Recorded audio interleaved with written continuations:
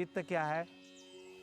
सांख्य योग के अनुसार चित्त जो है वो 3 गुणों का सामूहिक रूप है।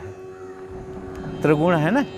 देखो, अब सांख्य योग के अनुसार से हम योग सूत्र समझेंगे तो हमें पहले समझना पड़ेगा पुरुष और प्रकृति। पुरुष और प्रकृति। अच्छा, हमारा जो ये योग हमें गृहस्थ जीवन के लिए भी क्यों आवश्यक है? क्योंकि सांख्य सूत्र गृहस्थ जीवन कैसे जीना चाहिए वो बताता है। ये गृहस्थ जीवन का ही विज्ञान योग है, गृहस्थियों के लिए इसलिए आवश्यक है। यदि हम पूरा सांख्य दर्शन पढ़ें तो उसमें सिवाय गृहस्थी जीवन के और कुछ भी नहीं है। गृहस्थी जीवन कैसा हो और किन किन के जोड़ से गृहस्थी बनती है, कैसे हम, तो उन्होंने कहा कि एक पुरुष है, एक प्रकृति है, या एक स्त्री है, एक पुरुष है ना।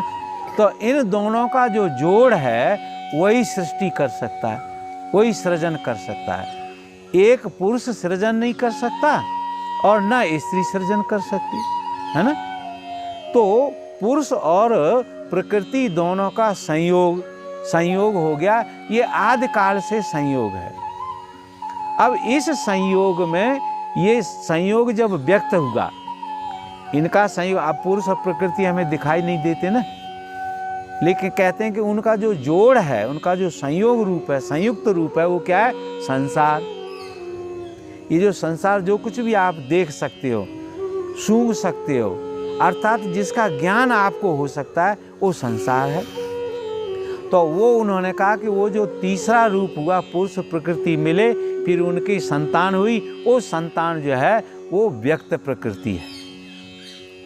पुरुष प्रकृति एक अव्यक्त है, उनका रूप हम नहीं जान सकते, उनकी साधना भी नहीं कर सकते। हम साधना किसकी करते हैं? व्यक्त प्रकृति की। अब व्यक्त प्रकृति क्या है? ये 3 गुणों का समूह है, और 3 गुणों के समूह का जो जोड़ है वो चित्त है। और चित्त जो है फिर जब फैलता है, चित्त भी मटेरियलाइज होता है, पर रूपांतरण करता है, तो सबसे पहले चित्त में क्या आती है? बुद्धि है। ये आपके अंतःकरण की चर्चा हो रही है। जो आपका अंतःकरण है, जिसका जो कर्म है वो भाव है, भावनाएं हैं चित्त की हैं। तो चित्त फिर बटा बुद्धि में। अब बुद्धि जब हुई तो बुद्धि ने सोचा कि मैं कौन हूँ, क्योंकि बुद्धि में ज्ञान करने की और विश्लेषण करने की प्राकृतिक क्षमता होती है। तो बुद्धि जब प्रकट हुई तो उसको प्रश्न उठा के हु एम आई, मैं कौन हूँ। तो बुद्धि ने जब चिंतन किया कि मैं कौन हूँ, कौन हूँ, कौन हूँ, तो उत्तर आया कि अहम, मैं हूँ, मैं हूँ।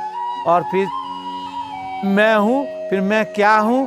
तो कहा कि मैं देह हूँ, शरीर हूँ, या मन हूँ, इंद्रियाँ हूँ, सूक्ष्म इंद्रियाँ, सूक्ष्म तत्व हूँ, ऐसा ज्ञान होगा। तो जब बुद्धि ने ये निश्चित कर लिया कि मैं ये हूँ, उसी को हम अहंकार कहते हैं। तो चित्त बटा बुद्धि में, अहंकार में, और फिर अहंकार बुद्धि सब मिलकर और चित्त मन बन गया। तो हम कभी कभी मन को पर्यायवाची रूप में, चित्त के रूप में भी प्रयोग करते हैं। मन कह देते हैं लोग, तो भी हम चित्त समझते हैं, चित्त को भी हम मन समझते हैं ना। इस तरीके से फिर मन जो है फिर बटा, फिर मन जो है ना 5 ज्ञानेंद्रियों में बट गया और 5 कर्मेंद्रियों में बट गया। इन 5 कर्मेंद्रियों और ज्ञानेंद्रिय या मन बुद्धि चित्त को चंचल करने वाला और शांत करने वाला क्या है?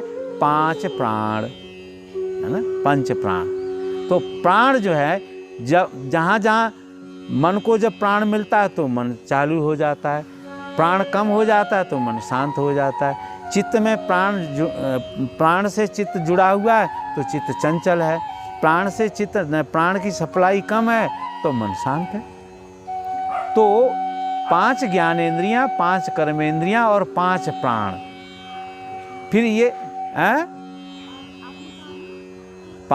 जो मन है ना, मन 5 ज्ञानेंद्रियों में बट गया, 5 कर्मेंद्रियों में बट गया, और 5 प्राण उनके साथ पहले से ही चले आए। क्योंकि जो प्रकृति जो पैदा हुई, पुरुष और प्रकृति दोनों मिले, तो वो जो व्यक्त हुए वो भी प्राण की वजह से ही हुए। अगर पुरुष और प्रकृति दोनों निष्प्राण होते तो वो सृष्टि में नहीं बदल सकते थे, क्योंकि गति जो है वो प्राण का ही कारण है, फैलाव जो है प्राण का ही कारण है।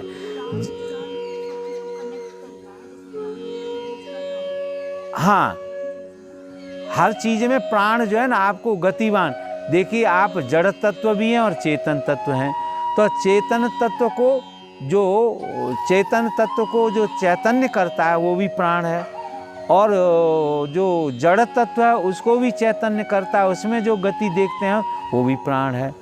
तो प्रकृति जो व्यक्त हुई वो प्राण ही रूप था, है ना। उस जो प्रकृति का जो पहला व्यक्त रूप हुआ, वाणी विज्ञान वाले उसको ओंकार कहते हैं। क्या ओंकार, अर्थात जो अक्षर विज्ञान है उसके अनुसार जो है ना सृष्टि हुई।